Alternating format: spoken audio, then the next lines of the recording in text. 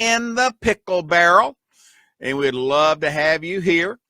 And I tell you what, I'm excited about the week coming up. We've got so much to talk about. It's unreal. And I think that as we go along, you'll find out that there's a lot of us that really do know that we're in the pickle barrel. We really do know that we are in deep trouble.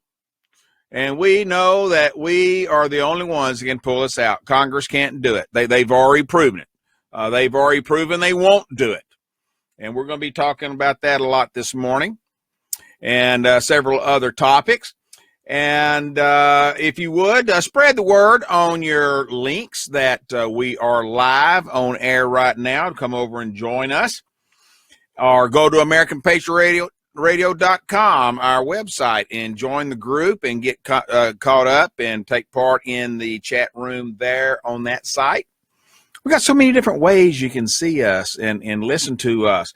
As a matter of fact, before we even get started, I would like, Dave, are you here this morning? Yeah, he is. Hey, here's Dave.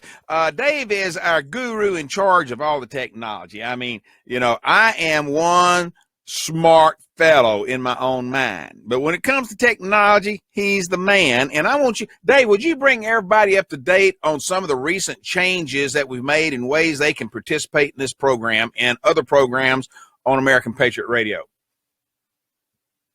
Well, I believe you're referring to the YouTube channel is up and running. Videos have already been added there.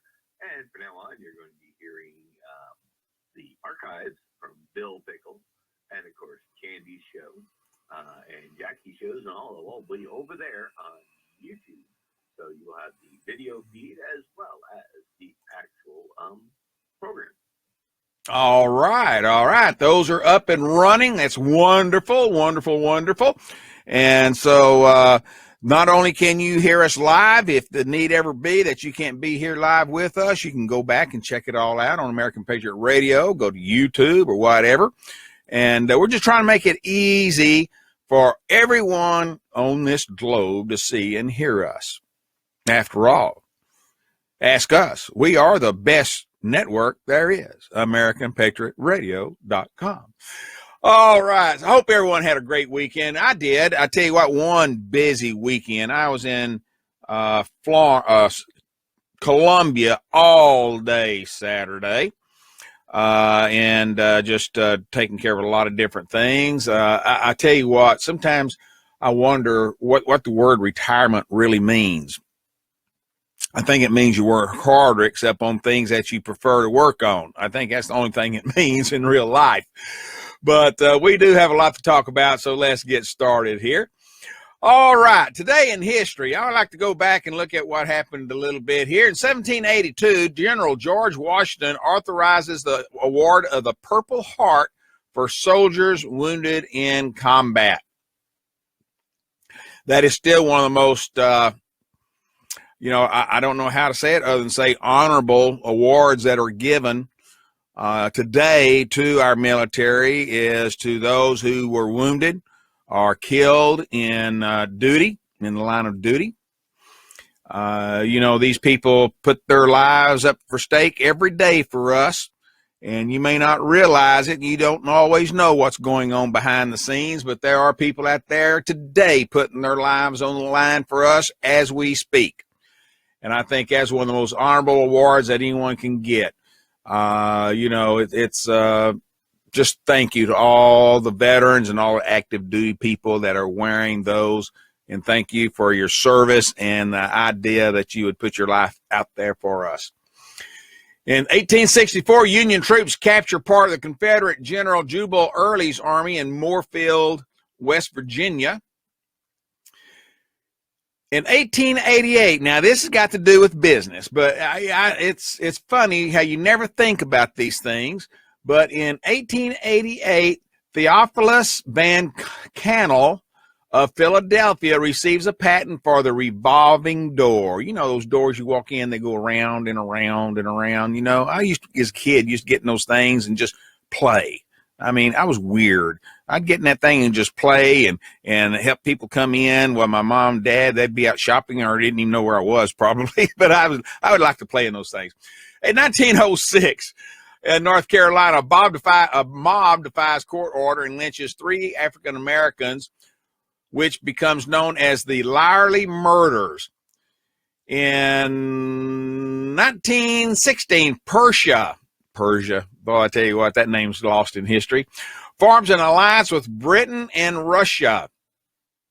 In 1922, the Irish Republican Army cuts the cable link between the United States and Europe at the Waterville landing station. Just cut us off. I mean, just like, hey, you don't exist anymore. 1934, in Washington, D.C. Now, listen to this. The Supreme Court of Appeals rules that the government can neither confiscate nor ban James Joyce's novel Ulysses. They want to ban a novel. 1936, United States declared non-intervention in the Spanish Civil War. Guadalcanal, folks, big battle, costly battle in World War II. 1942, on this date, the U.S. 1st Marine Division under General A. Vandergrift lands on the islands of Guadalcanal and Tulagi in the Solomon Islands. This is the first American amphibious landing of the war. A couple of years later, German forces launched a major counterattack against U.S. forces in France. Wow. What a day for war. Gulf of Tonkin. Congress overwhelmingly passes Gulf of Tonkin resolution, allowing the president to use unlimited military forces to prevent U.S. attacks. 1966, we lost 7 planes in North Vietnam, the most in the war up to that point. 1973, U.S. planes accidentally bombed Cambodian village, killing 400 civilians. And the list goes on for different actions of war on this day in history. Wow. Desert Shills even on this day in history. It's just a busy day for war. Well, I tell you what, we got other things to talk about, so let's get to it and talk about some of the things at hand. Okay. All right. First of all, as you know, we have a president that people love. They love to hate. They hate to love. And either way you can put in it, you can put /love/hate, hate/love, or whatever. And the whole idea of this has already gotten to the point, really, truly, where the 2020 election is off and running. There are already a number of people out there that are laying the groundwork. They may not say they are, but they are in their actions and their speeches.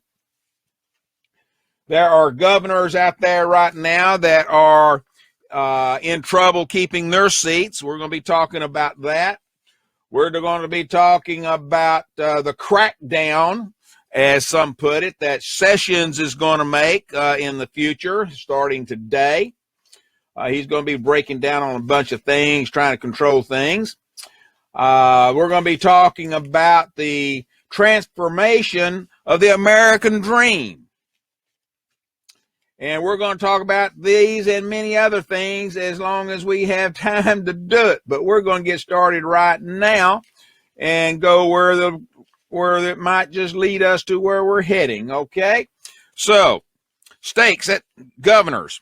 You know, this is one I think is going to be one of the most important election years for governors in recent history. And I say that for several reasons. Stakes are very high, folks.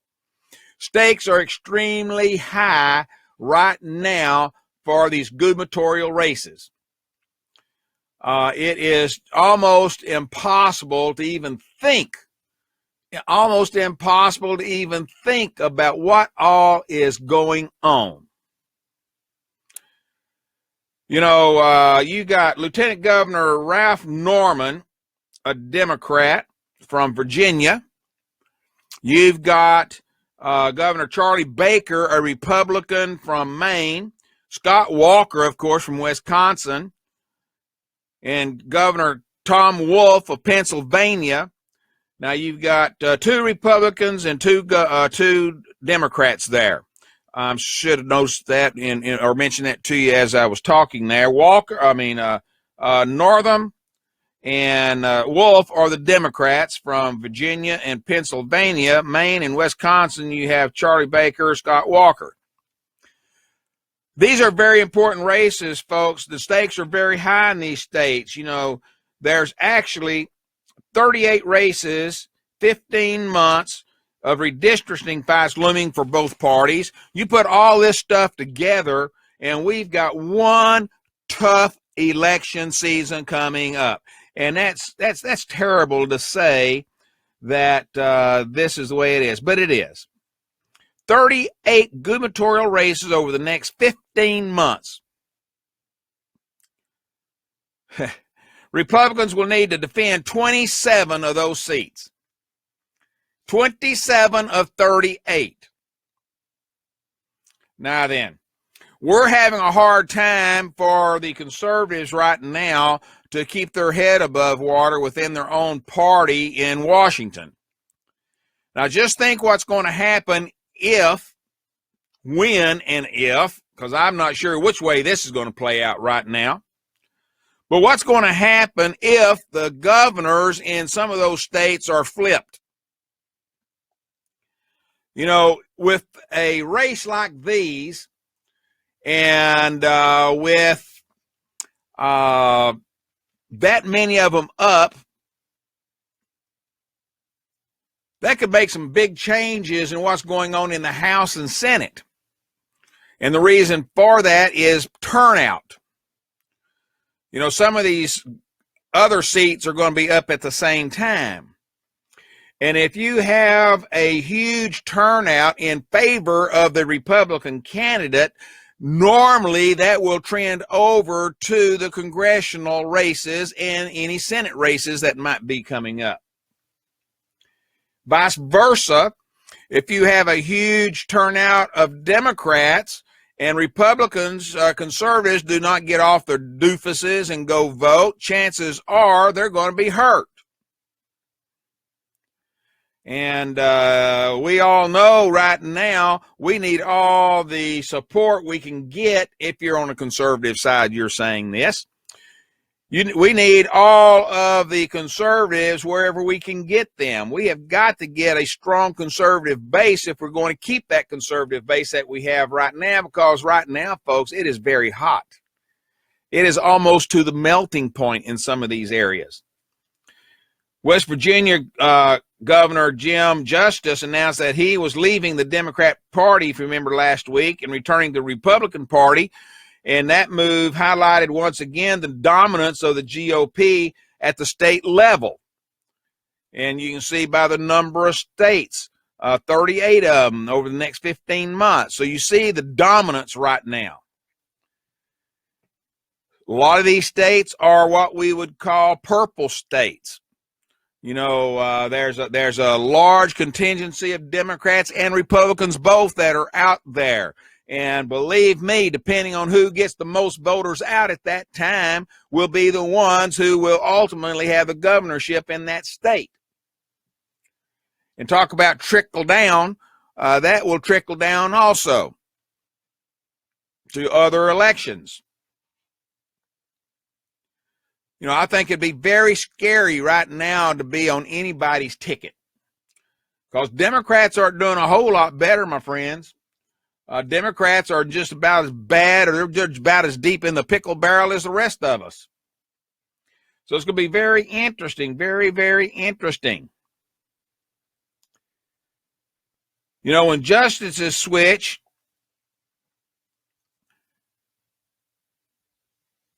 announced Thursday at a rally with President Donald Trump, Republicans now hold 34 of the 50 governorships, okay? 34 of 50.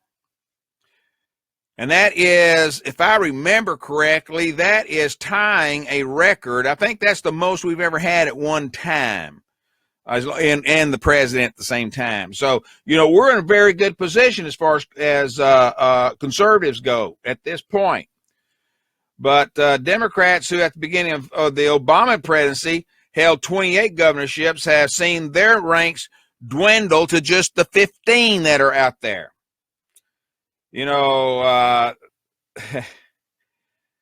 At some point, at one point during the last, decade, Republican governors had 46 of the 50. So, with a strong governorship base, which ultimately, in most cases, you would have stronger control in the Senate and House. If we start losing these under today's political climate, where will that take us? Where will that put us?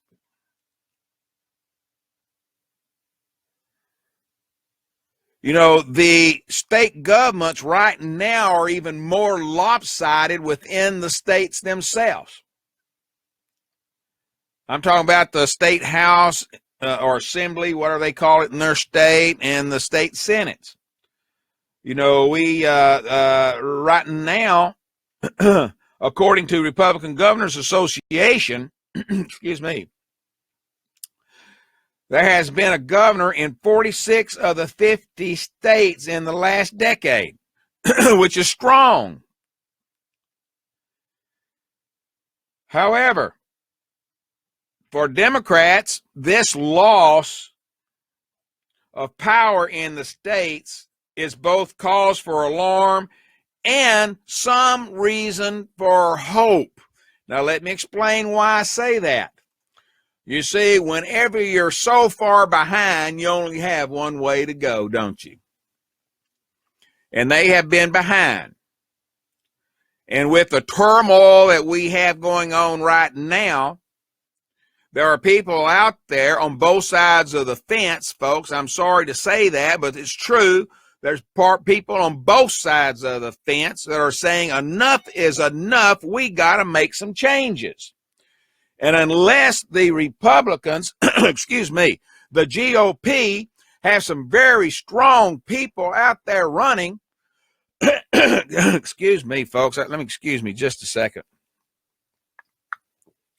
If we don't have some very strong people out there running in these races, they may look at some of these people in these states may look at the cards that lie before them and say, look, we have no choice. It's either this guy over here or gal over here that we really don't like, or we get another one of those hateful, resentful, nasty Republicans. And, the Republicans say the same thing about the Democrats, so don't go berserk that I'm saying that the Republicans are crazy and all that. The Democrats are just as crazy. But they don't want any more of the crazy Republicans. They may have to settle for a crazy Democrat. And if it gets to that point where they say, to heck with the Republicans, I don't care who's running. We don't need any more of those jokers. We need to have our own idiots, our own people. Slip of the tongue there.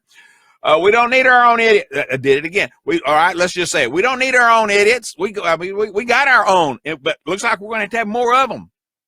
If we're going to have any control, we're going to have to forget about wanting perfect. We're going to have to quit about wanting okay. We're just going to have to take whoever's running against that Republican. Because the Republicans are off. I mean, they're all, oh man, they bad. And believe me, I hear that chat every day. Yesterday at church, coming out of church, someone was talking. Well, what do you think? You think everybody's going to turn around and dump Trump? Another guy comes walking beside, says, well, I hope not. I hope everybody realizes we got to support Trump. In the parking lot of the church. Actually, we hadn't even got out of the front door of the church when that conversation started. People are tired of what's going on. People are tired.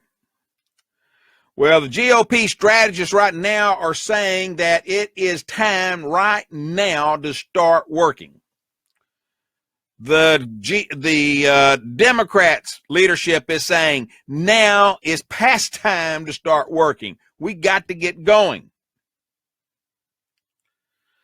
You know, the GOP, though, I really do believe this, folks. I believe the GOP strategists believe that they must prepare for a political climate like that of 2006, when the Republicans lost the House and surrendered their majority among governors. They foresee that possibility happening. And Lord help us if that takes place. Again, the reason for that is the House members. The House members, number one. Because you have more of them. They come up for election every 2 years. And during a normal 4-year governor term, or 8 years if reelected, if we have a change in the number of governors that are elected and reelected, you see there's 8 years there that could be where we could have more Democrat elected in House and Senate races. It's kind of like that, rolling a rubber ball down the steps. It picks up steam. It picks up speed. It bounces higher as they have more time to do just that. Hypothetical. That's all this is at this point. But I will tell you this. It scares the bejesus out of me. Because, well, let's just face it. Right now, the Republicans, the GOP, with one of the strongest positions we could possibly have in a very long time,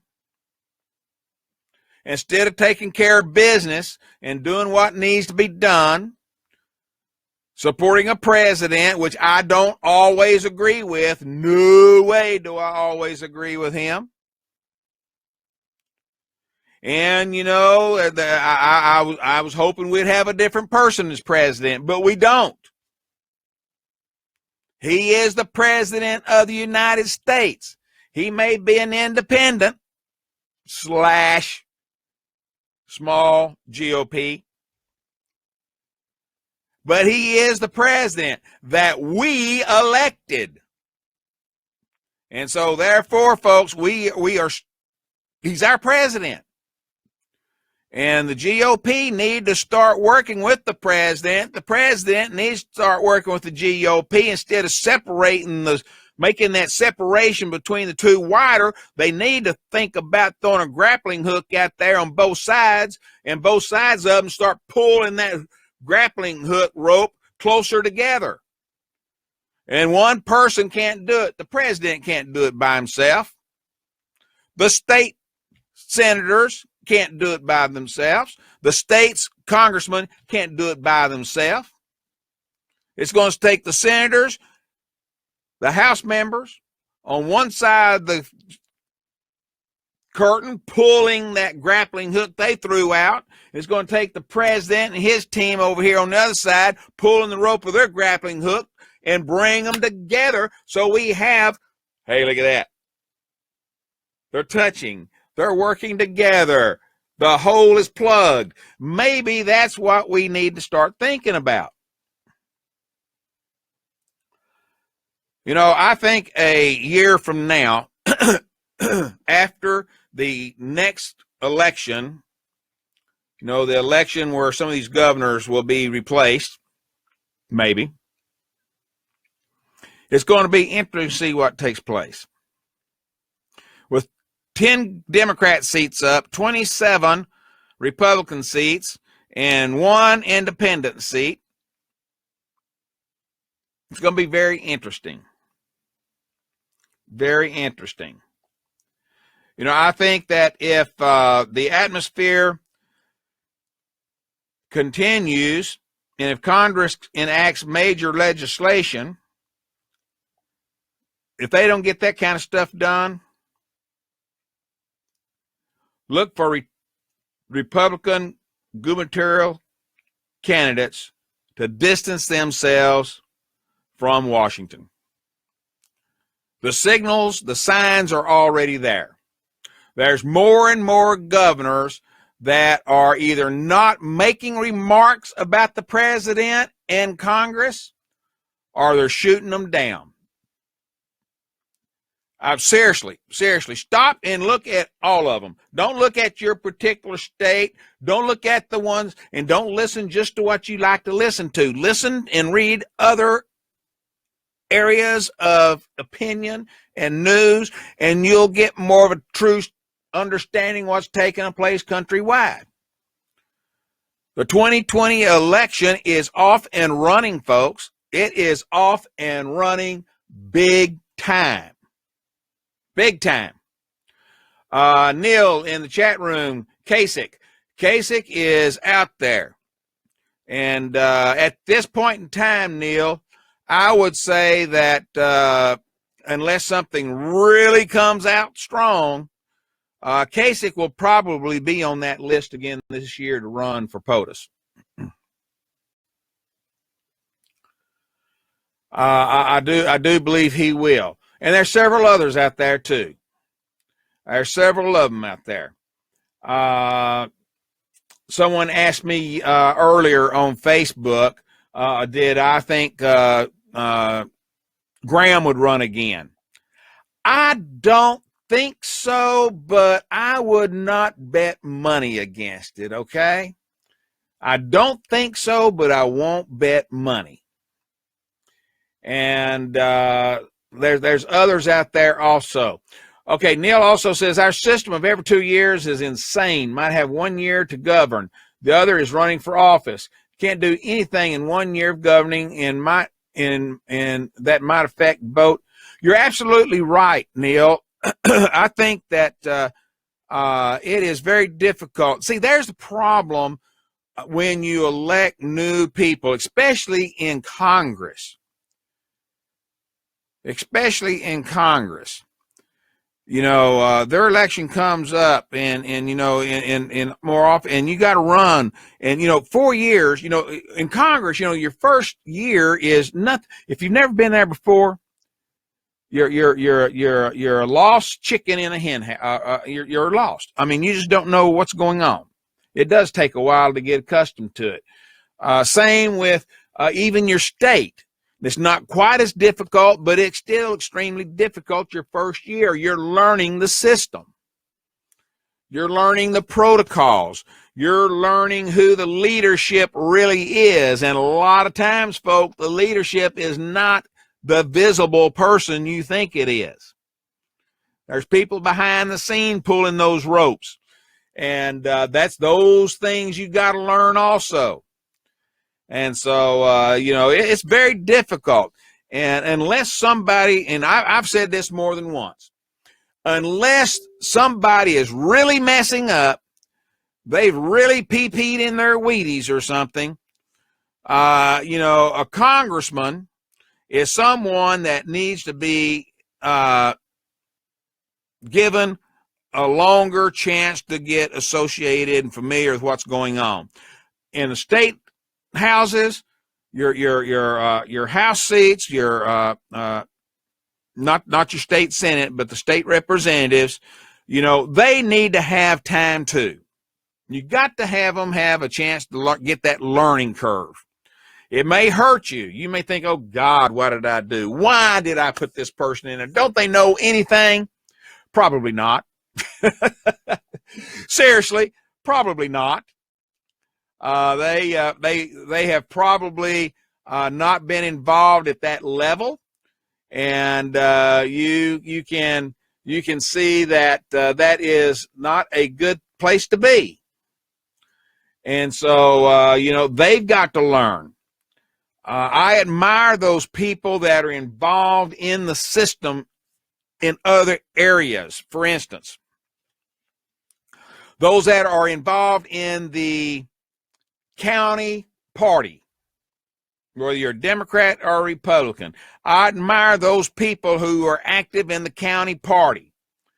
they take the trips down to Columbia, our state capital, or whatever capital your state house is in.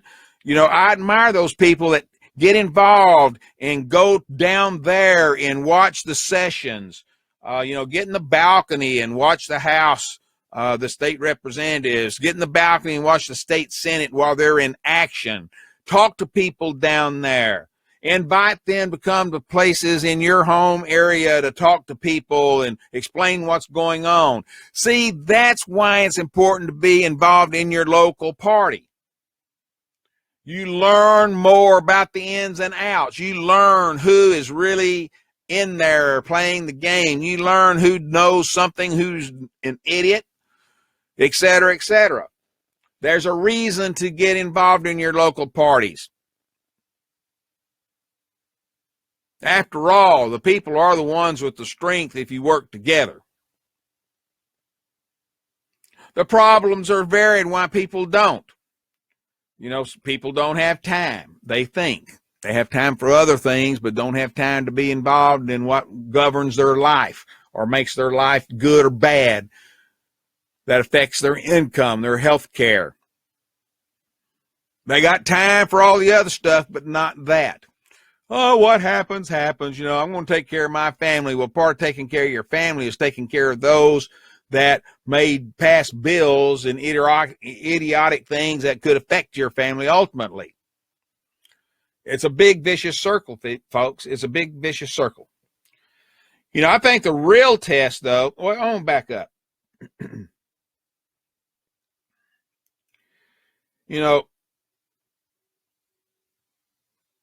I think this year, Democrats have a chance to make some headway. I do not think that they will have enough to make any significant differences in this election, the 2018 election. I don't. However, if things continue the way they are right now, Katie barred the door on 2020. Their vision may be more toward the 2020 range. All of our vision may be 2020 come 2020. And we all might say, man, did we mess up? We need to make some huge changes. And I tell you right now, I truly believe this, just narrowly, I think the Democrats understand that much more than the Republicans, in my humble opinion. See, we've got this loyalty factor right now. And, and I think that this loyalty factor to a president that many of them do not trust, do not like, is preventing them from being who they really want to be. For instance, an example, there's a lot of people that have backed out of the parties, local parties. They're not active. They say to hell with it. I mean, this is idiotic. I mean, we're no better off than we were. Just scratch my name off the list. I got other things to take care of. And that's the way it is in some instances right now. And if that doesn't change, 2020 could be a disastrous year. Listen to me, folks. I'm not trying to be a fear monger or a hate monger. I'm just telling you what I think. I think if you think the GOP, the conservatives, let's just say conservatives as a whole, whether you're an independent conservative, a left of center Republican conservative, or hardcore, right now with the way things are, we are on very soft ice in the Antarctic.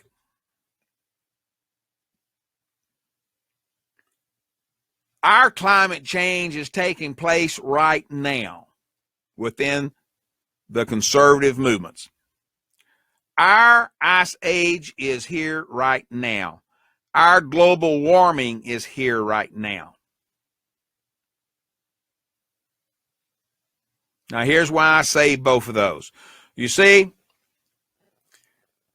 I think that a lot of people have put this, what's that show on TV? I love it. I love it. I love it. The North, the Wall, oh, goodness gracious. Just went blank. Just went blank. Anyway, the TV show where they have the wall, the dead people coming across, you know which one I'm talking about. Just went blank. Oh, Lordy. I hate when I do that. Anyway, I think our ice age is here. We have frozen ourselves like snowmen, afraid to make a move. I think that we are scared. I think we are afraid that we ourselves may make mistakes. We may vote or support the wrong person. I think we are afraid that we have no one out there that we can support that could really do the change. I think that we're afraid. We're afraid. We're scared. And as history has proven to us over and over and over again,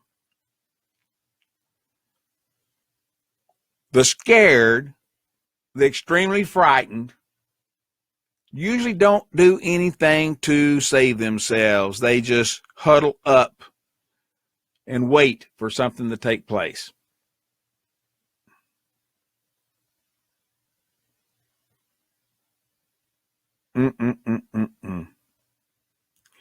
And I think that's where we are right now. We're seeing more and more people backing off. I have seen more people in the last year that have been involved in local politics, in state politics, say, I'm fed up with it, Bill. I'm just fed up with it. So, where do we go from here? Where do we go from here? Well, first of all, we, the people, have to wake up. We have to throw some ice water on our face and say, okay, wake up, look around you, listen to what's going on. Because we do have House seats, we do have Senate seats coming up. And believe it or not, folks, 2020 is going to be here before you know it. Do you know that this year is well over half over, that fall is rapidly approaching? Fall is not that far off. I mean, my God, we're almost through the middle of August already. The 2020 race is up on us right now. If you don't believe it, in honesty, folks, face it, reality, it started the day after the elections this last year.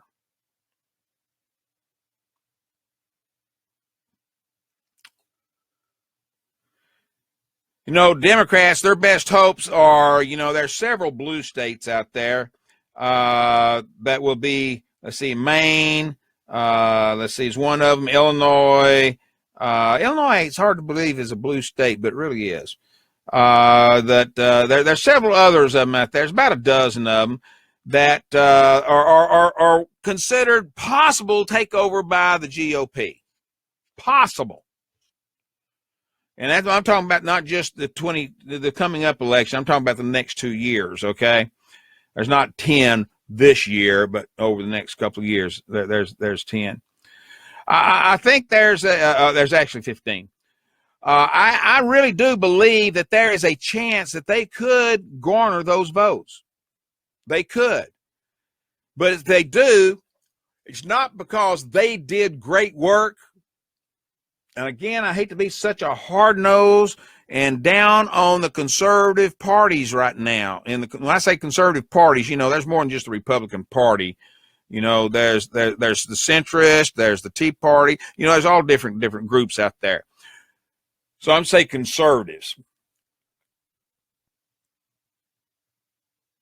there's a lot of conservative groups out there, folks, right now that are biting their nose off to spite their face. There's a lot of Democrats out there doing the same thing. However, the actions and inaction of the conservatives at this point are really breaking the ice around a lot of those more liberal Democrat outfits. They're starting to be more outspoken. They are starting to be more visual, which means they see that crack in the ice and they're wanting to expand it and crawl through it. Are we going to let them do it? Is the conservatives going to let them do that?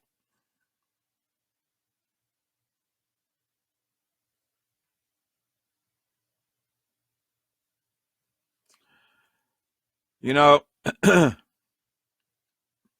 Pew Research did a poll last month. And in that poll, they said, is life in America today better or worse than it was 50 years ago for people like you? Leaning Republicans in 2016 said it was okay, but worse. Okay? It was okay, but worse. 18% Republicans said it was better. That's 2016. 10% said the same. This year, people leaning Republican, 44% of them are saying it's better, 40% are saying worse. Democrats in 2016 said it was better, 24% worse, 20% said no change. Democrats right now have doubled on the ones that say it's worse. It's over 40%. They're unhappy. They're unhappy like the conservatives were unhappy last year. Will their reaction be the same? Will they find that candidate that they can support and try to make those changes? The clouds, the storm is gathering and coming together, folks. It truly is. It truly is. Okay, let me get caught up on the chat room here real quick. Kasich, piece of crap. Okay. Graham, he's a piece of crap. Okay. Term limits. 1 6-year term with possibility of one more. Stop all this constant campaigning. You can't trash out like Maxine Waters no matter what you say about the vote. If they do what we want, but they don't. They get to D.C., get their suitcase full of cash, as per Dave, and do what they are told to do. And, folks, you know, I hate to say it. I hate to say this, but that's not totally wrong. It's not totally wrong. And we're going to talk about that a little bit here, too, on some things that maybe we need to do to change all of that. Matter of fact, I'm at a good stopping point on this part of the conversation. Let's just talk about that right now. You know, we've heard this Trump rule, you know, the Trump rule. And be honest with you, I don't know who put this out there, and it don't really matter. The bottom line is this. It's out here. And I saw this, and I said, well, this is interesting. This is interesting. The Trump rule, they say, is Trump asking everyone to share this post, which it was shared, and I saw this, and I thought, well, hey, what the heck? I read it. I read it, and I thought, well, okay. Now, here, I want to tell you this. As far as I'm concerned, this should be about either party, not just Republicans, not just the team that's up there now in Congress and in Senate, House and Senate. This probably should be considered for everybody. Some of them are silly, but some of them are serious. 1, no tenure, no pension. A congressman or congresswoman, if you want to be politically correct, I say congressman, to heck with it. Everybody knows what you mean. Collects a salary while in office and receives no pay when they're out of office. In other words, they get a salary, but they don't get any salary or retirement or anything like that once they leave office. Congress, past, present, future, should be switched to participating in the Social Security. Hey, if it's good enough for us, why isn't it good enough for them, right? All funds in the Congressional Retirement Fund move to the Social Security system immediately, and all future funds flow through the Social Security system, and Congress participates with the American people in the same plan that the American people have. It may not be used for any other purpose. So you move that money over there. It's in the retirement systems right now for them, make it part of Social Security, and they live on the same basic guidelines that we do. Wouldn't that be neat? They said Congress can purchase their own retirement plan, just as all Americans. I like that. Congress will no longer vote themselves a pay raise. Congressional pay will rise by the lower of the CPI or 3%. I like that. Put them on the same scale as most other people. Nifty idea. Maybe Congress should no longer take part in the current healthcare system and make them, not ask them to, as some do, some have, but make all of them participate in the same healthcare system as the American people have to take part in. That might open their eyes to some of the issues out there if it affects them. Again, isn't it funny how that happens? Congress must equally abide by all laws they impose on the American people. Another good idea. Some say they do, by the way, but reality, yeah. All contracts with past and present congressmen, women, are void effective 5/1/17. We've already missed that. They didn't do it. But it's not a bad idea. Maybe we can revise that to, say, October 1st of this year. You know, the American people did not make this contract with congressmen. Congress made all these contracts for themselves. Serving Congress is an honor, not a career. You know, I wish that the American people would realize that. Folks, you have the ability to prevent it from being a career today. All you got to do is have someone out there that's willing to take their place and support them. That's all there is to it. I keep hearing this time limit, time limit, time limit, time limit. If you want time limits, pass it. I don't care. But why pass another piece of legislation that doesn't need to pass? Vote the suckers out. What you're saying is that we don't care enough. We're too lazy. We don't want to take the time to do it. So let's take the easy way out and just put it in writing. 4 years, one re-election time. That's it. No more. Whatever. You know, I got to go back. You know, our founding fathers, and this is not rocket science. This is easy to understand. And most of you understand this. You know, our founding fathers envisioned citizen legislators. They envisioned people like you and me getting involved, going down there and doing what we thought was right for a few years, 2 years, 4 years, whatever, and getting the heck back home. They envision us going down there taking care of the business at hand, get it all done in a few days, maybe a couple of weeks, going home.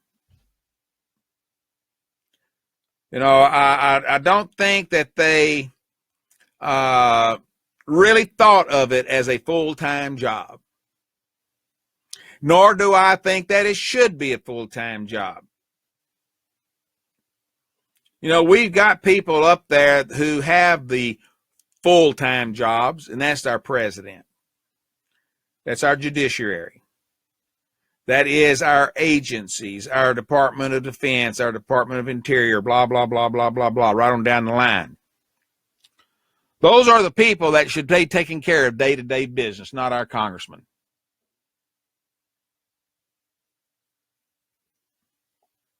Not our senators.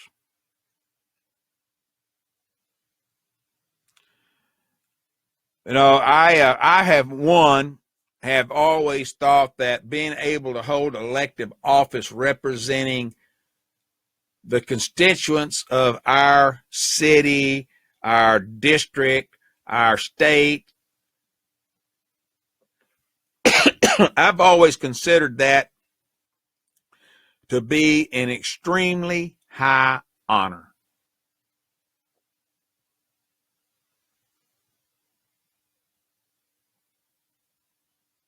I have considered that to be one of the most honorable things you could do.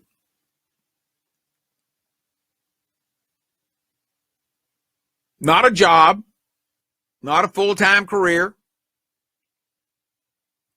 Just knowing I was elected for 2 years, 4 years, 6 years, depending on the office, whether it's city or federal or whatever.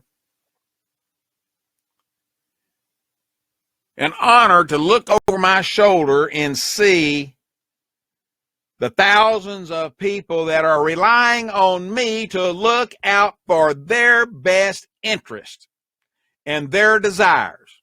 Me. Not Joe Blow corporate over here, not Joe Jane corporate over here, not those people over in China, Russia, France, Great Britain, Israel, anywhere else, but these people right here, right here.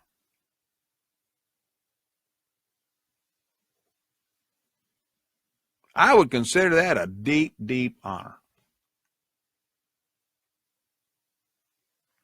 I wish everybody would listen to that concept. And we wouldn't have to worry about term limits.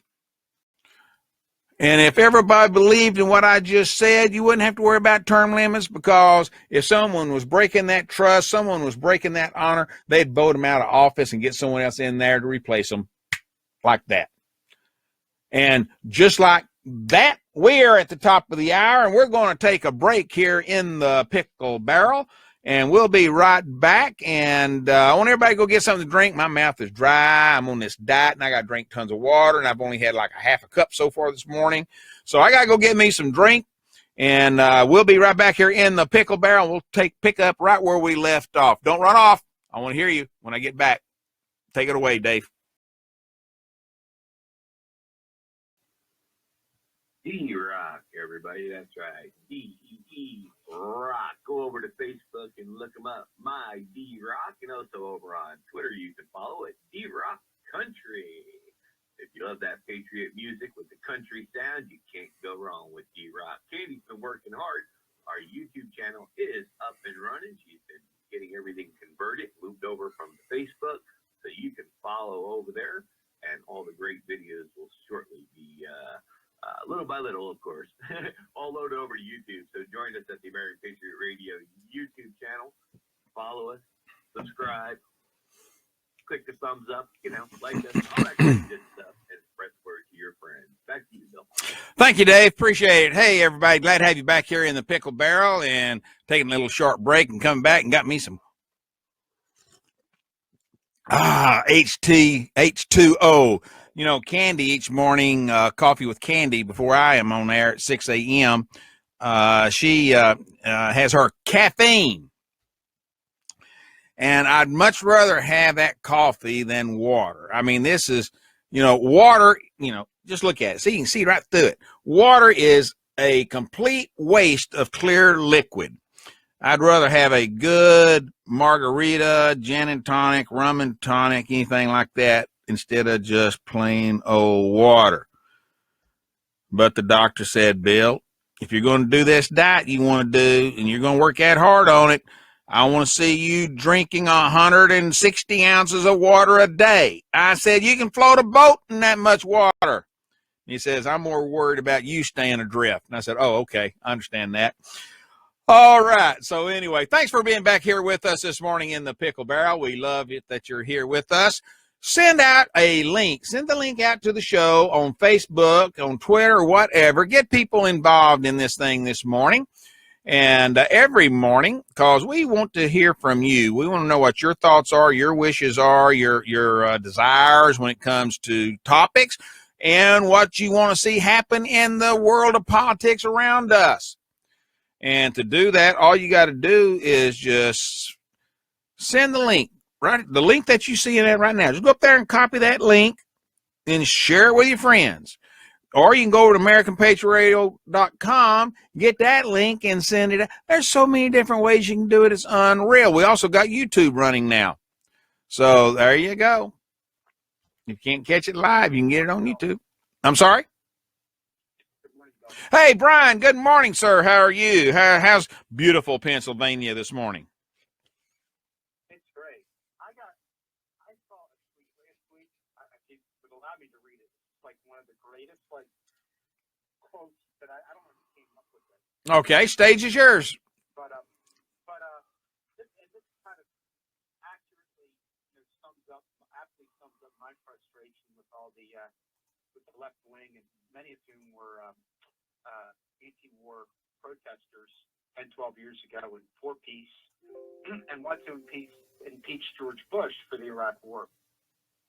And it has everything to do with what's happening today, because these people have turned into the worst kinds of prejudicial, racist Russophones possible. Anyway, only in a shallow, self-absorbed America could a leader drop 26,000 bombs on 7 countries in a single year and have citizens mourning the end of his term because he looked and sounded classy while doing it.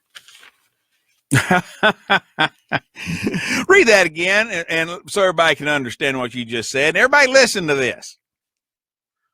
Only in shallow, self-absorbed America could a leader drop 26,000 bombs on 7 countries in a single year and have citizens mourning the end of his term because he looked and sounded classy while doing it.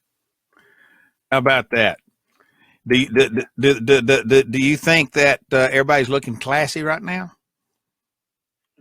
Well, see, the thing is, and this is why right away, this is when I knew that the left wing, that these people were, I don't know, brainwashed, frauds, whatever, because they were right about the Iraq War. I came to believe that the Iraq War never should have happened because a lot of left-wing anti-war people. Uh-huh. But the second Obama ran, because Obama was more articulate and more cosmopolitan. And even when Obama ran, he was running as anything but a dove. He just said, instead of putting our money and resources into Iraq, and we should focus on Russia and China. Uh-huh. In other words, not that he was for peace or a more realistic foreign policy. Anyway, the left thought everything he did hook, line, and sinker. Yeah. So when they ousted Gaddafi, when they ousted the leader in Mubarak in Egypt, when they tried to oust Assad, when they had more drone strikes in Pakistan in 1 year than 8 years under Bush, when they had the big troop surge in Afghanistan, when they knocked over the government in Ukraine, when they bombed the hell out of Yemen, when they bombed 26,000 bombs in 7 countries last year of his presidency. Yeah. Because Obama was classy, because he wasn't a Southern Christian type, or I think that's what Bush portrayed him as, and he's more cosmopolitan. He could literally get away with murder. And so it's very superficial. Uh-huh. A lot of times people's understanding of politics and what attracts them to a candidate or philosophy, it's very superficial and shallow. And so, what Trump. I don't care that Trump talks like a teamster or truck. His main actions speak louder than words. Yeah. You know what I mean? Yeah. And, people say dumb stuff all the time. But you know what? What makes a person more evil? Overthrowing the government and the country and getting, thousands or millions of people killed, or saying offensive things. Uh-huh. Yeah. I mean, I would think that, getting lots and lots of people killed, millions of people killed, and destabilizing an entire region of the world, not just the Middle East, but also Europe, would make you a more evil person. You're telling me that someone dying? Are you telling me that someone dying at the just because you signed a document said attack or whatever, and is more important than someone liking what you say? Well, yeah. Well, what's normal, Brian? That's the question I have anymore. What's normal? I mean, normality is going bonkers. Yeah, we're redefining what's normal. It is. It is. A boy or a girl based on what your anatomy says you are. Yeah. Or it's based on what you feel you are. I mean, yeah. They want to teach little kids that, but the point is that quote is everything that's wrong in politics today. Mm-hmm. By the way, it applies to the right wing, a lot of right wing conservatives as well. Oh yes. Oh yes. People's understanding is so superficial. Well, he sounds nice. Mm-hmm. He inspires me. He's charismatic. But you know what? A lot of times the most dangerous people are smooth talking, charismatic type leaders. Yeah. That people get so enthralled with how they say what they say that they don't pay attention to what they're actually saying. Well, there's another angle of this too, Brian. I think I think that we as Americans, I got a conversation Saturday. I was in Columbia all day, and I got in conversation with a couple of people, and I told them that I think that now this is not just politics. It has to do with politics. Ultimately, you believe it or not, folks, just about everything has to do with politics right now. Our entire life is wrapped up in politics of some form or fashion. It may not be government politics. It may be personal. It may be job, whatever.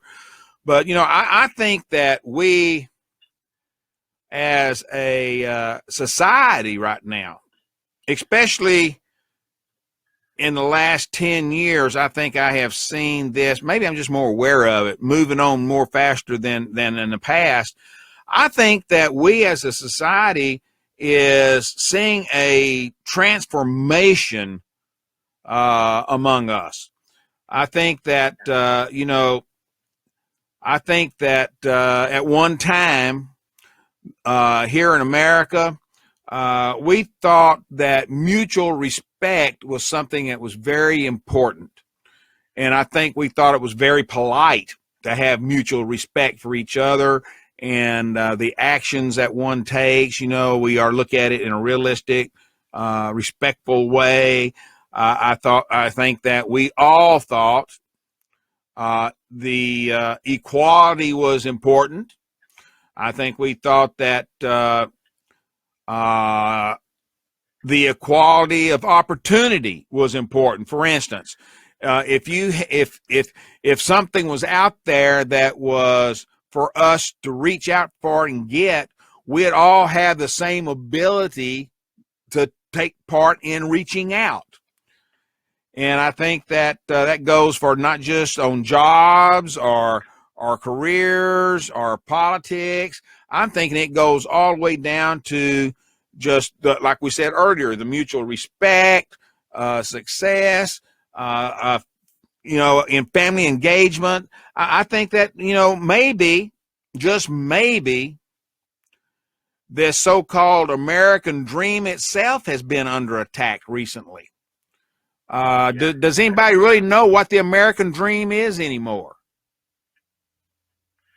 Well, I think the thing is you use the word American, and these, we have people that run our country in the world that don't believe in the concept of a nation state. If they don't believe in concepts of a nation state, what's the American dream mean to them? And they're the ones that make most of the major decisions. Yeah, but look, didn't they come over here so they could participate in the American dream?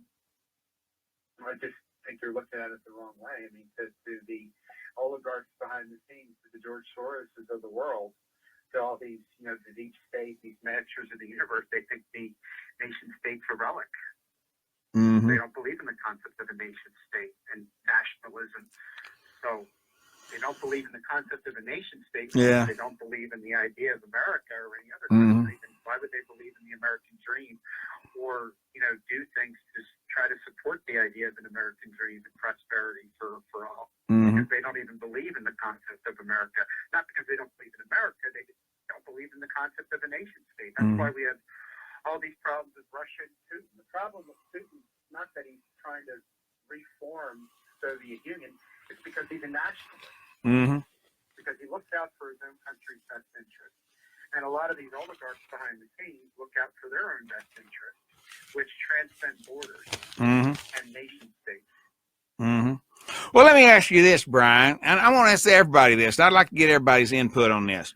Do you think that the American people as a whole, I'm not talking about just Republicans or Democrats, I'm talking about the American people as a whole, do you think that we are really running out of patience?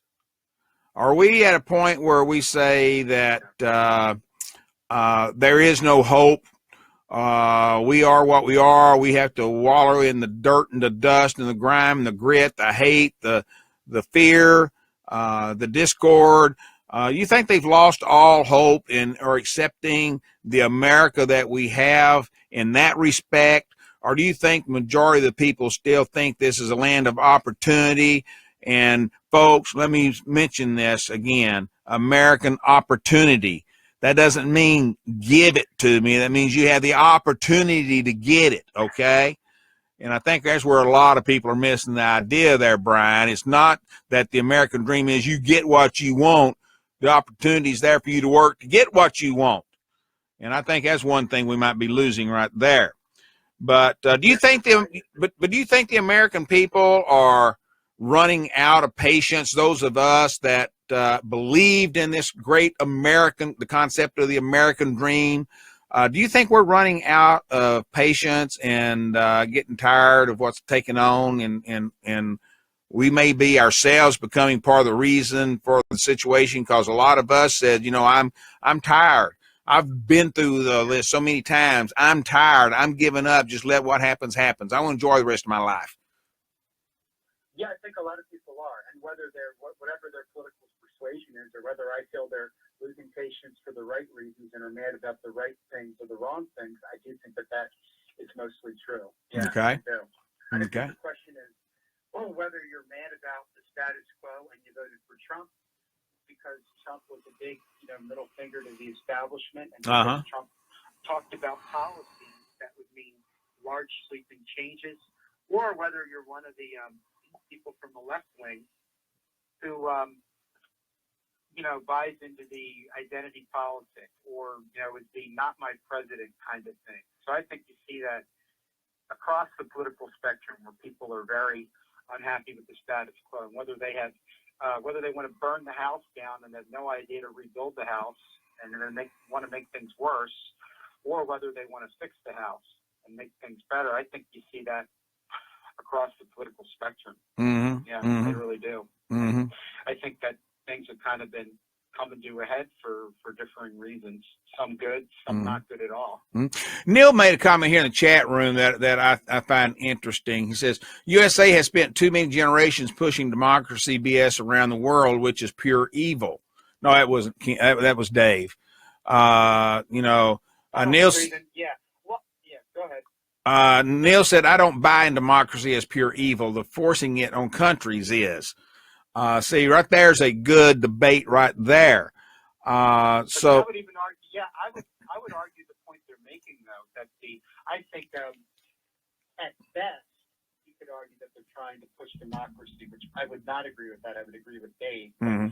I don't think you can argue that they're trying to push democracy when you take a country like Syria, for example, and you try to overthrow the government they have, and you actually have the CIA, until Trump squashed this program, funding ISIS and terrorists, which they know that a lot of the Syrian, which they know out of the Syrian rebels comes those terrorist groups, and they know damn well they don't have anything better to replace what they have. So I don't think the idea is even to try to export democracies to other countries. I think it's to depose stubborn nationalists that get in the way of this, unipolar New World Order that we've had since the end of the Cold War, and to replace any kind of stubborn nationalists with any form of government or system, even if what you're replacing it means you're replacing it with forces, terrorism and forces that are against civilization. So I don't think that I might have 5 or 6 years ago fought the idea that they were trying to export democracy, which I didn't agree with then. Now I don't even think that's the goal, because what we've seen in recent years is if you have a government in the Middle East or in Russia, as imperfect as those other governments may be, if they're nationalist in their orientation, even if they provide stability and a reasonable standard of living for their people, and they're not trying to impose their will on the rest of the world, and they're more than willing to replace it with something much worse. Well, let me ask you this: wiping out potential competitors. Okay, I for one. And, folks, you may or may not like this. It's up to you. But I, for one, think that we have been so busy, and they're talking about this in the chat room at American Patriot Radio site right now, AmericanPatriotRadio.com. I, for one, have believed that, we have spent so much time, as they're saying in the chat room, pushing democracy upon other countries of the world, that we have neglected the protection of democracy in our world. I think that we have neglected the whole idea that this country, based upon individual liberties, individual responsibilities, limited government, you go down the list and name it, that we have been so busy thinking about what's going on around the rest of the world, we have forgotten to protect the rights that we have right here by our Constitution today. Yeah. Well, I mean, look, if you're always at war, if you're in a perpetual war, like this war against terrorism, which has no end date, whenever a country's at war, you tend to have a greater likelihood of having your constitutional rights and freedoms and liberties taken away from you. Right. You go hand in hand. Well, I want, you just touched on the topic, and I want to go there. I was wanting to talk about traitors, or there's traitors among us now, and what makes the traitor. And, this kind this kind of goes into this, when I said that we've been so busy other places, we forgot about protecting our freedoms here. The question keeps coming up, and I've heard this and I've read it so many times, it's unreal. And when I was down at the State Guard thing this past weekend, somebody, a colonel, mentioned to me about, well, Bill, what, so many people are talking about how, our Confederate generals were traitors. And so we had just a few minutes and we talked about that a little bit, but this falls right in line with what we're talking about. And I also promoted we were going to talk about it too. So thank you, Brian. When did it become that you or I or Dave or anyone else in this country is a traitor if you stand up for what our Constitution tells us we should protect? For instance, let's go back to the Civil War. We know that's the greatest battle that was ever fought on this land, and particularly when you stop and consider it was all about, folks, it wasn't totally about slavery. Let me repeat that. It was not totally about slavery. Yes, slavery was part of the agenda, but more importantly, it was about states' rights. It was about our state rights. And, you know, we have gotten to the point now, Brian, that we have forgotten all about protecting ourselves here. We're so worried about doing things over there. And, you know, it was my understanding when our forefathers came together in Philadelphia, they were trying to come up with a way to ensure that you and I in our states, mainly you and I, were protected, that there was a set of laws that was going to go into effect to protect us, not just from foreign people, but from ourselves. And Lord knows how many people you know their greatest enemy is themselves, not someone else.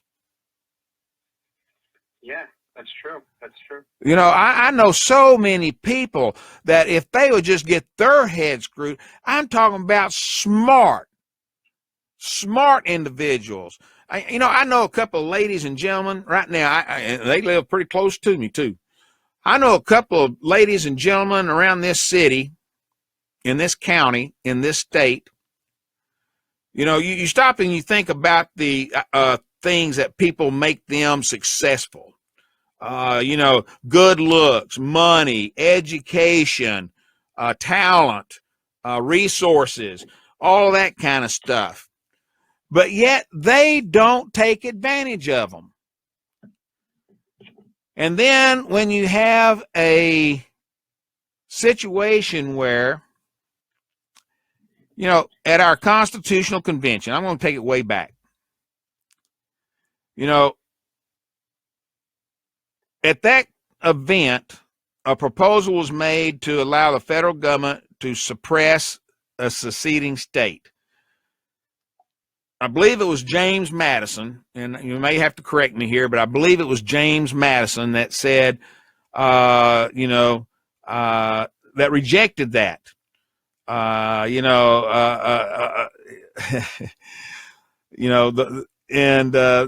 use of force against the state would look more like a declaration of war than an infliction of punishment. And all this kind of stuff, you know, when people are talking about, well, we need to protect the people, you know, we need to do this, we need to do that, you know, blah, blah, blah, blah, blah. Well, then we had these people that we called generals. Remember our generals in the Civil War? You know, people call them traitors. And, you know, I just don't understand, when did we become traitors if we stood up to protect the rights that was given to us under the Constitution? Again, folks, here, yeah, and here's the kicker on all this, folks. We are so worried about things that are happening overseas, we are not paying attention to what's happening here. Now, Brian, you know, I know how you feel about that. And I do believe there are things we need to be concerned about, and we should be part of the world. Of course, I agree with that. But I also agree with you and vehemently spout this out, folks. We got to take care of ourselves first, folks, because no one else is going to take care of us. If anything, they want to bring us down because we're different. Bill, let me put it succinctly. I think we should always, we need to be part of the world. I don't think that the people running this country, with their delusions of grandeur, should try to dominate the rest of the world. No. That's my issue. No. Be a No. country, a republic, not an empire.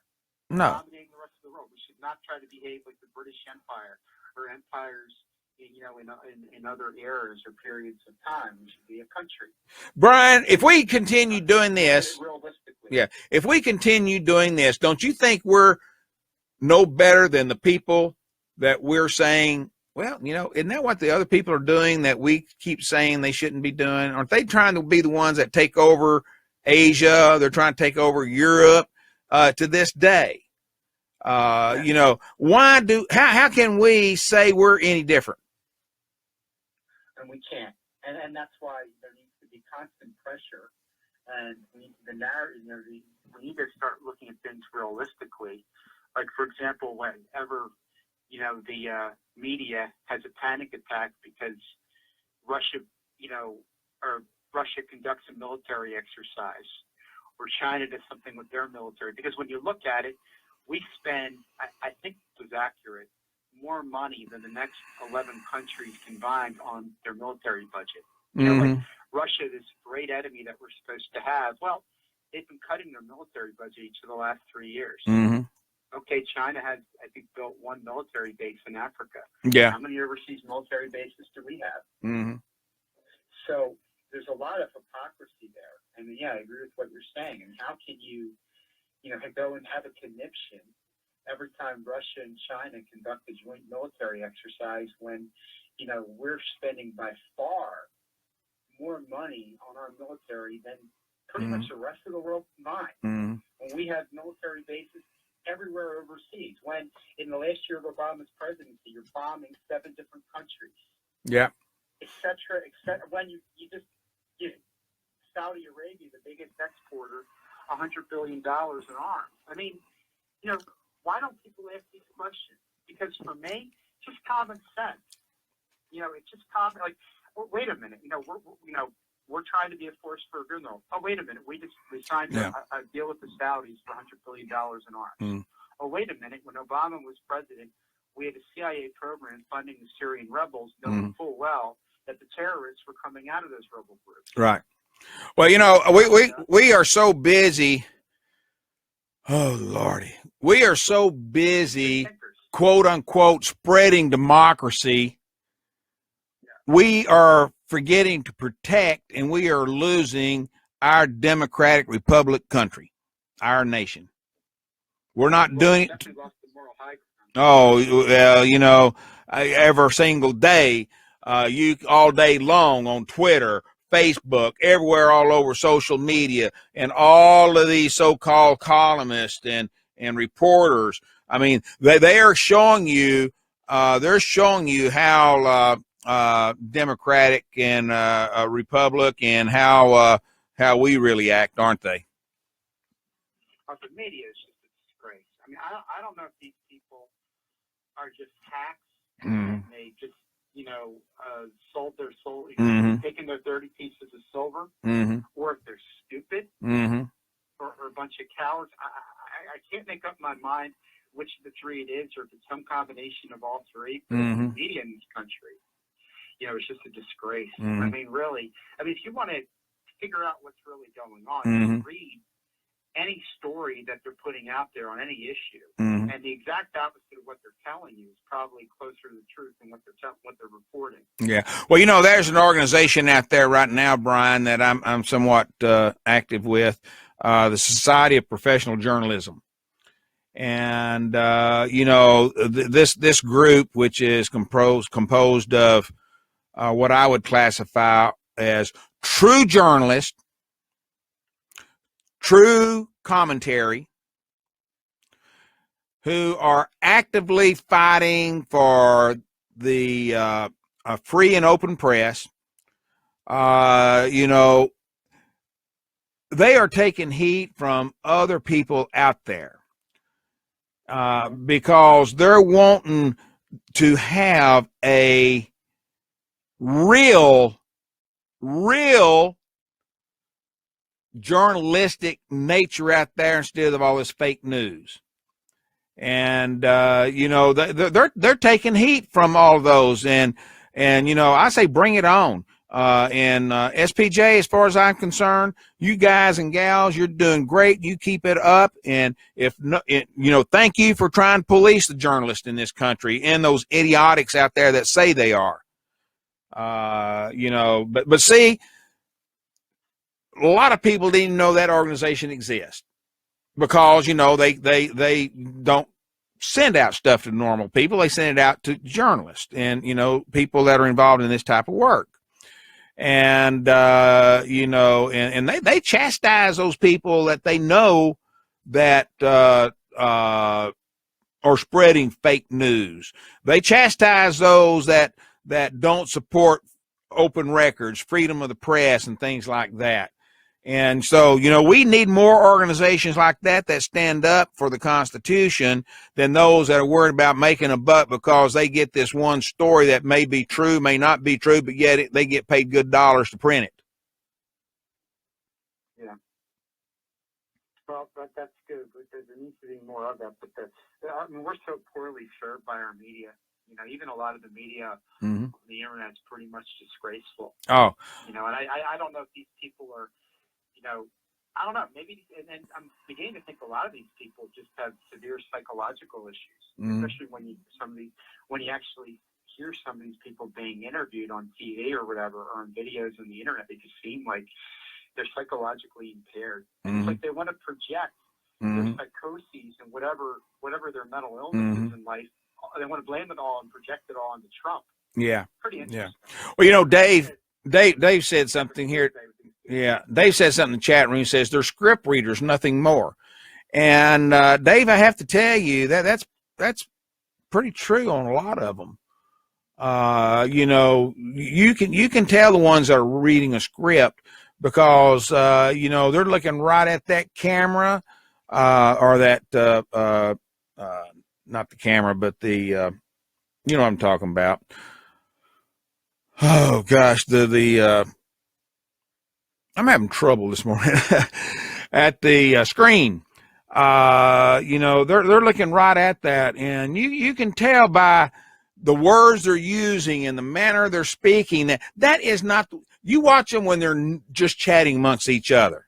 They sound like totally different people. When they start talking about a story and they're looking right at you, well, they're not looking at you, they're looking at the screen, and they're reading what they're talking about. And that's a shame that they have to do that. But you know what? At least it keeps them on track, I guess. But sometimes it's good to get off track. It's good to say what you want to say, what you want to mean. And then later on, you'll be in trouble with your boss because you didn't stick to script. But, you know, that's beside the point. It's aggravating. It's aggravating. I don't know. I think it's a little more than that. Like that, you know, imbecile Kurt Eichenwald from Newsweek. I saw a clip on YouTube of him being interviewed by Tucker Carlson after the election. Yeah. He saw this guy, something ain't right with him. Then it turns out that the guy's into, like, I think, reading, like, into all kinds of weird pornography and child porn. Oh, yeah. I'll tell you, a lot of these people, Bill, there's something not right with them. Yeah. I don't know if it's just they've been brainwashed. There's something off about these people. I don't know. You know, if I had kids, I wouldn't want them near my kids. Yeah. Well, I tell you what, Brian, I really do wish that my career would blossom to the size that I would have to worry about what they do and say, you know, sitting there beside them, just to see what it would be like to be told what to talk about every morning, to be told what not to talk about. Now, pay attention to this script when it comes up on the reader. You know, you read it, you know, don't make any comments, don't vary. Man, you know me, I would have a very hard time sticking to script. Oh, it'd be impossible. One source of information is on the internet that he tends to break more news than anybody else. And he actually is, you'd asked me for a while ago, he's one of the people on Twitter, I read his stuff. And this guy he must have incredible sources. It's Mike Cernovich. I mean, he breaks more news and he's got better insight into what's going on than just about anybody else I've read. I mean, he'll predict something that's going to happen, and it happens a month later, and like the New York Times will take credit for it. Yeah. But this guy really, he's one of the people I feel that really tries to accurately get the news. He, of course, is more of a pro-Trump guy than most, but he breaks more news than anybody else, and he does it on his Twitter feed. But you know what? You can laugh at it and say, well, it's Twitter, but it's like, you know, I don't see the New York Times breaking the amount of news this guy does or accurately predicting what's going to happen the way this guy does. Yeah. So, well, maybe this guy actually works for a living and isn't lazy. Yeah. Well, I tell you what, now, you know, a lot of that comes, people that do that kind of thing are independent. You know, like all of us on American Patriot Radio, we have the ability to do our own thing. We have the ability to talk about our own topics, what we want to talk about. We do our own research. We do our own investigations. And I think that is something that those with networks don't have the ability to do. As Dave said earlier, someone else does all that. They give it to them and they talk about it as if they know what they're talking about. And they have agendas. I'm sorry. And they have agendas. And they got agendas. Yes. Yes. NBC, for example, they have an agenda they want to get across. Or anything that doesn't, agree with the agenda they're trying to promote, whether it's accurate or not, they don't put it out there. Like Wasserman Schultz, the IT worker that got arrested going back to Pakistan. I mean, it was a black hole with the establishment media. It was like a tree falling in the middle of the forest. They didn't report on it. They just tried to, it's not that they whitewash it. They just didn't say anything about it, like as if it never happened. Yeah. Because they have an agenda. The agenda fouls Trump. So if they put out any kind of story that makes, God forbid, the chair of the DNC look bad, then that distracts away from their main agenda, which is to have a coup and replace Trump. Now, I'll give you an example. This morning, I was listening to Coffee with Candy this morning while I was getting ready. And I heard Candy say she did not care for Trump. I don't know. I think she says, I'm not sure exactly the word she used, but it was very obvious she's not a Trump fan. And I've said it many, many, many times on air that, Trump was not my first choice. And, and I have very mixed emotions about Trump. But both of us said one thing that is a huge difference. He's our president. He is our president. And now then we got to work with him, around him, through him, but we got to work and we got to hope the best and support him where he is right and let him know when we think he's wrong. And we do that. Lord help me, I know that because I get chastised every day from people. I can't believe you said that about Trump. Well, I can't believe Trump said what he said. And so on and so forth. We go back and forth. And, I don't care if it's party politics. I don't care if it's about money. I don't care if it's about taxes. I don't care if it's about health care. I don't care if it's about defense, Russia, energy, any of those things. None of us at any time are going to agree 100% on it. But all of us should have the right and the ability to express our opinions. Yeah. And then it's up to the people in Washington to decide what they're going to do with those opinions. And I think stupid to line up behind anybody 100% of the time. That's kind of dumb. Mm-hmm. You get more of what you want when you fight for what you want, and you don't say, my guy's in office, so I'm going to act like we're in a dictatorship and just agree with him or support him 100% no matter what he does for 4 or 8 years. Well, let me ask you, Brian, is it more important to fight for what you want or fight for what is right? Well, I guess most people would argue that fighting for what you want is fighting for what's right. The quagmire expands. There are those out there that believe, really do, and you can't chastise them about it if they really believe it. They have in their mind that whatever they believe is right is right. Right. That's how a lot of people feel. Yeah. The obvious answer is to fight for what's right. But most people feel whatever they're fighting for and what they want is the right thing, whether they are or aren't. Well, do you believe that there's a time in the process that you believe that maybe if I gave you some of what you believe is right, I agree with you and go along with you on this, and and you believe that some of this over here is right, maybe we can help each other. I'll help you get some of that through. You help me get some of this through. You see anything wrong with that? I think as long as you're not compromising your principles. Key word. You've been listening to me on the American Patriot Radio. Principle. You can compromise on policy. You cannot compromise your principle, folks.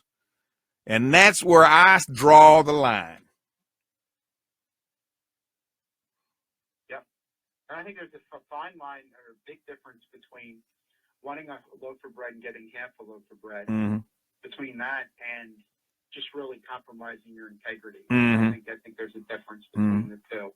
I think that's, one of the frustrating things sometimes with these people, that I see with a lot of people in the Republican establishment. I mean, in the end, supposedly, if they're really truly conservative or somewhat conservative, they're going to get, a lot more what they want with Trump than anybody else.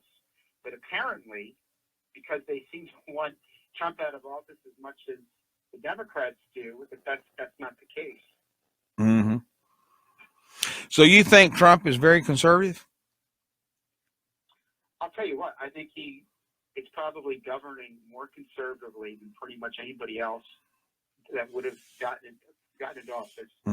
Could have gotten that any other candidate that he ran against. I think he's probably running on balance, probably more conservative than any of the others. Which is the irony, because we've been told he wasn't a true conservative. Although I look at Trump more as a populist, with a lot of conservative features than a quote unquote, conservative like the Freedom Caucus type of deal, or Rand Paul. Would you agree with me that if someone is an independent, that does not necessarily mean that he's not conservative? Yes, I would totally agree with that. Would you believe in me if I said that just because you're independent doesn't mean that you're a hard rock Democrat? Correct. Thank you very much. Folks, an independent can have a political stance, but he's also in a position where he believes that I should be able to float back and forth and vote and act on what I believe is right. Principle. Yeah. And I think, again, I think he's a populist conservative. I think he's done a lot of things that conservatives should be happy with. Pulling out of the Paris Climate Accords, the Trans-Pacific Partnership, although a lot of people that claim to be conservatives like globalization, powerful trade deals. Right. I mean, enforcing immigration laws, the Supreme Court justice, removing a lot of the environmental regulation. I mean, these are things that you would think, a lot of conservatives would like. The tax reform he's proposing, it all depends on how you conservative. The thing is, conservatism over the last 25 years has included, belligerent militarism. It's included open borders, and it's included these horrific trade deals. And to what's becoming very clear now, or should be if it hasn't, is that a lot of elements in the Republican Party that call themselves conservatism, they don't believe in the concept of a nation state. They believe in globalization. If you don't believe in the concept of a nation state, I don't know what it is you're hoping to conserve. Okay. I mean, how can you say you believe in small government and lower taxes when you believe ultimately in a global government? I mean, that's the biggest form of government imaginable. That's the biggest bureaucracy imaginable. I mean, just look at the European Union, the bureaucracy there. You have an unelected bureaucracy making a lot of decisions for the rest of the EU members. And you got a lot of people in the Republican Party, again, don't believe in borders. Think these trade deals are, greatest thing ever. Love all the wars. Really don't believe in the concept of a nation. Yeah. Okay, so you're conservative, but you really, by your actions, don't believe in the concept of nations. Okay. So what are you hoping to conserve? You're not hoping to conserve American values or the Constitution because you don't believe in the concept of America, because you don't believe in the concept of nation. Okay. Well, I want to do this, Brian, real quick. I named a few things off a while ago about some of the challenges that we're going to be facing here in the near future when Congress comes back into session. Okay. I want to go down through here and on a couple of these and get your input on how these are controversial, and that how some of these Democrats and Republicans alike, conservatives, liberals alike, may have a wrong picture of what's going on. Now, first of all, we got to admit that Republicans are in charge, technically. Okay, I'm not going to say they are, but they should be. Okay, they have yet to prove that to me, that they are in charge and they know what they want and then they're going to get what they want. So let's just look at this. We got in the September agenda there's going to be a couple of things that come up that involves money. Okay. Some people feel, hey, we're looking at increasing the government's debt limit to prevent a horrific, in my opinion, federal default, and also they're in favor of passing a temporary spending bill to avert a government shutdown. Okay, we're all aware of that, correct? Okay. Now, in reality, there's a lot of Republicans that I think that just cannot bring themselves to the idea of backing a new debt limit boost. I just don't think they're in favor of doing that. But they are the ones in charge. Okay, they're the ones that run the government. They're the ones whose responsibility it is to get votes on these issues. Democrat support is going to be important on this. They're going to have it if they're going to pass these bills. In some hopes, there will be some concessions given on different things that will bring us all about. So, if you have this take place, and if someone gives in, are they being disrespectful, dishonest, unloyal to their party if they work together and come up with a solution? Because there's no agreement right now on what's going to happen. And so that's one of the big issues that's coming up. I'm sorry? Yeah, maybe not necessarily. Mm-hmm. Okay. I mean, I think that, I think a lot of times what conservatives get wrong is that most of the people are more concerned about creating jobs and about, whether they have a good job and they take care of their family rather than whether the debt limit's increased or not, or what the budget, what or how big the budget is. All right, let me ask you this right there, Brian. Right there is a good point. And I'm going to throw this factor in. All right, what if the decision comes on doing that and people have to make a choice, either worrying about the economy and people's investments, their income, their jobs, things like that, or the wall? Well, I would argue that the wall and border security helps the economy because then employers don't have an abundant supply of cheap labor. They got to hire Americans, and they're going to have to offer higher wages. So I think the two go hand in hand. And by the way, not to get off topic, but walls do work. There's a wall around the Vatican. They have a big border fence around Hungary.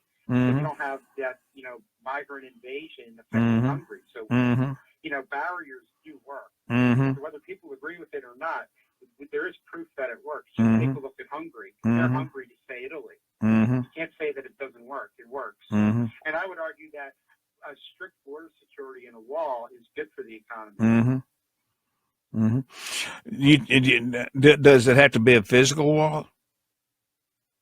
Well, physical walls have been shown to work. Again, look at Hungary. They want to keep the economic refugees out of the country, and they build a wall, which we're told walls don't work, right?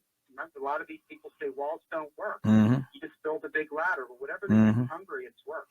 How many illegals or refugees come into the Vatican? Well, how many people have a fence around their yard? Yeah.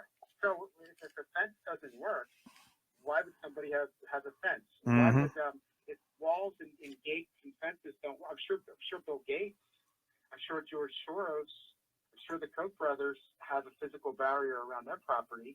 So if it doesn't work, why would they have it? Well, I agree with a lot of people that have said this over and over again, and I know Neil has said it, several other people in the past and present say it, that, I don't believe that we need a quote-unquote brick and mortar physical wall everywhere. I think technology is good enough that can be handled in so many areas, so many different ways. I just don't feel that's that necessary. But I'm not the expert. Feasible, I would put it. And here's the thing I would say to people that disagree with the wall. Now, if you're saying a wall in certain parts is not feasible, yeah, I mean, physically it might not be. Mm-hmm. Where it's feasible, I would put it. And I'll tell you one big reason why is because, okay, look, what we've seen so far is that Trump is going to enforce the immigration laws. Mm-hmm. So you could argue that, yeah, if you had Donald Trump for the next 50 years, you might not need a physical wall because he'll make sure that there's, enough ICE agents or Border Patrol guards, at the border, and they have enough resources. Mm-hmm. But what if you get, in 2020, a president who doesn't believe in the concept of border security? Then they cut the funding for Border Patrol guards and for money and resources, and the borders assist. Mm-hmm. But if you build the wall's there, whoever's the president. Yeah. Okay. That's important to consider, because if you get the wrong president and you don't build a physical barrier, well, then what's to stop the flow from coming across the border? Mm-hmm. I think you have to have something there. Mm-hmm. Okay. All right. Let me ask you this.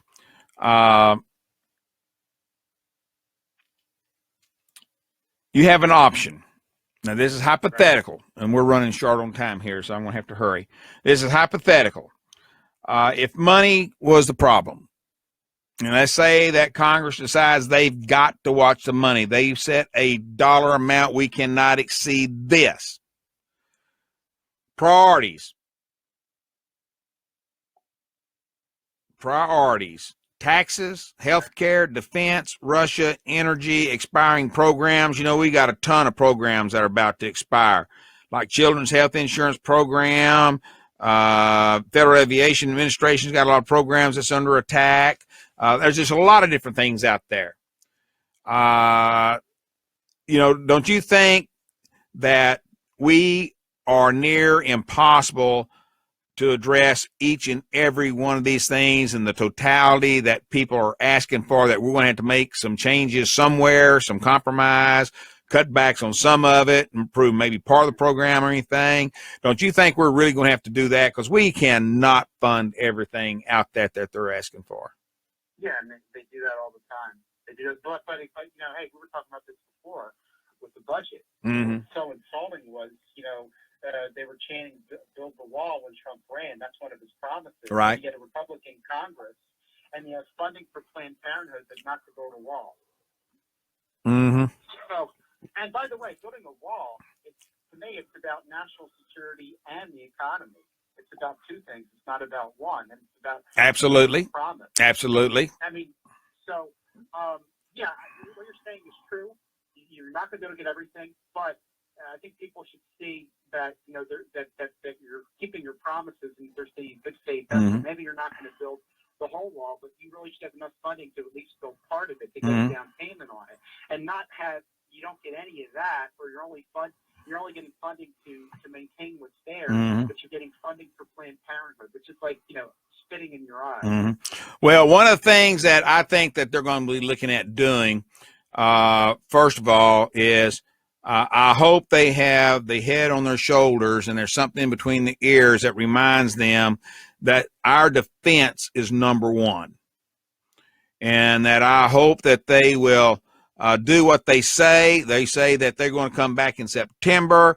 They're going to get this defense bill worked out. They're going to get it on the ground. They're going to get it voted on. It's going to go to work, blah, blah, blah, blah, blah. And so, defense has got to be taken care of. That's number one, folks, as far as I'm concerned. But I would argue the best thing to do for defense, the national defense, is to build a border wall. Mm-hmm. And not spending more on your military than the next 11 countries combined. Okay.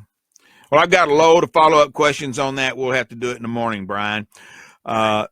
Yeah, but I got, defense. I want to make that a priority this week to have some talk about that. So anyway, well, listen, dude, thank you for. Food for thought. Yes. Maybe tomorrow you'll yeah. Food for thought. Yes, of course we need money on military expense. But, I mean, at what point is enough money enough money? I mean, if we're spending more than the next 11 countries combined and our supposed dreaded enemies, Russia and China, it's not even close. Mm-hmm. And we have military bases everywhere. Well, you know, I'll just throw this in real quick, Brian. Yeah. Maybe we're spending money where we don't need to. Right. I mean, and I guess the question, and so the question I was going to ask is, I mean, are we ever going to be able to spend enough money on military, on our military defense, or is it just that, no matter how much money we're spending on our military defense, it's never going to be enough, even though it dwarfs any other country in the world, even China and Russia. It's not even close. I mean, at what point do we start asking the question a different way? Instead of looking at it like, the defense is getting the shaft, we should start looking at, well, wait a minute. Nobody else is even in the same stratosphere as we are in terms of military spending. So when is enough enough? Yeah. Brian, I want you to come back tomorrow morning because we're going to talk about defense tomorrow. How's that?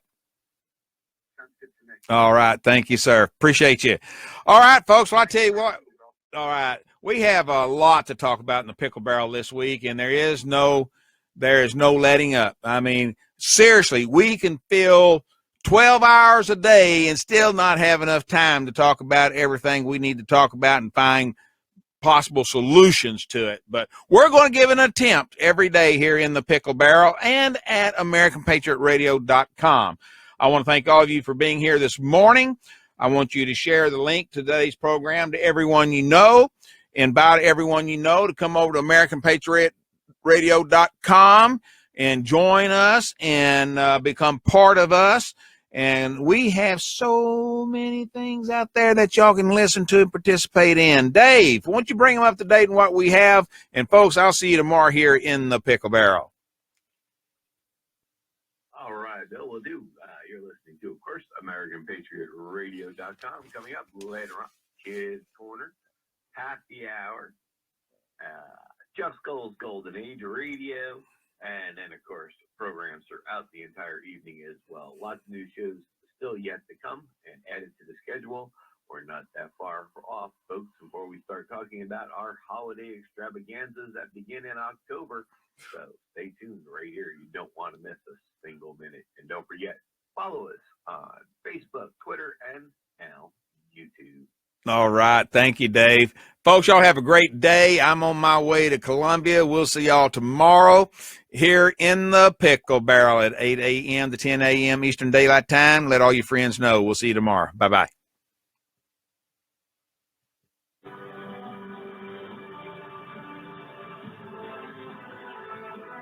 Thanks for joining us. You've been in the Pickle Barrel with author, speaker, commentator, and show host Bill Pickle. You are listening to American Patriot Radio.